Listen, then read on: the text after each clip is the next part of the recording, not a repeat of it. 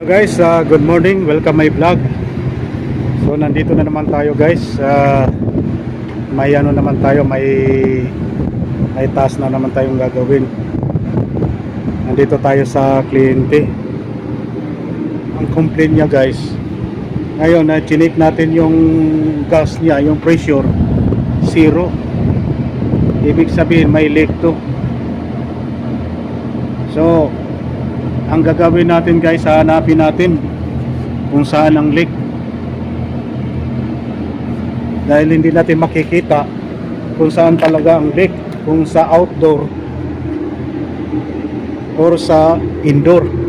Dahil dito sa outdoor, wala ka namang nakitang ini mark na may oil. Wala. Baka ang problema nito nasa indoor, sa ceiling. So ilang beses na itong ginagawa, ganun pa rin, kinakahan. Tapos after 1 month nawawala naman ang pressure. Ngayon nandito tayo. Ngayon ang gagawin ko guys, ganito ang gagawin ko, isi-separate ko na lang to. Ngayon ang bala ko, puputulin ko to, tapos lalagyan ko ng access valve, isisirado ko to para malaman ko kung may problema talaga yung indoor. Lalagyan ko ng pressure para malaman natin kung doon talaga ang problema sa indoor. Dahil dito sa outdoor, wala naman tayong nakitang na may leak o na mark na may oil. Wala naman. So baka sa indoor to. So yun ang gagawin natin.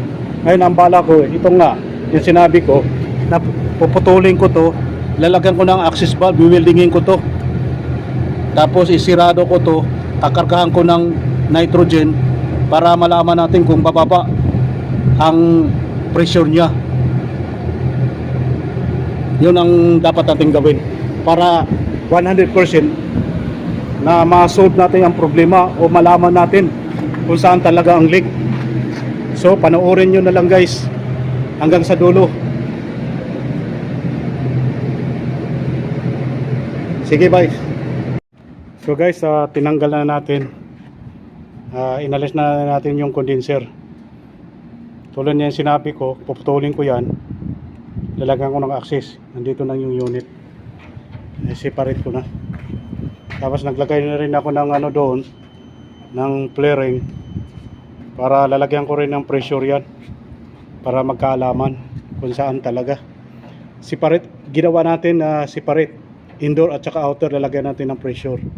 E tinanggal ko na lang doon para sigurado tayo. Dahil dito kasi wala kasi tayong nakita, pero double check pa rin.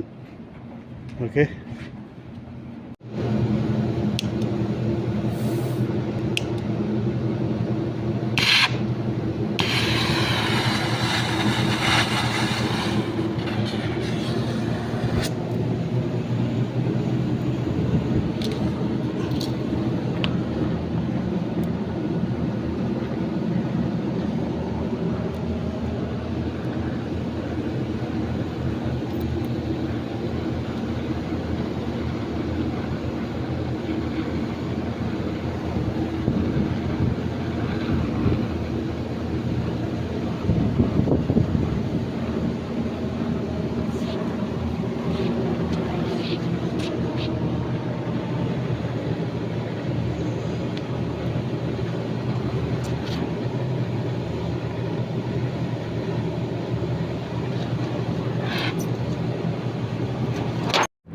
So kinargaan natin ng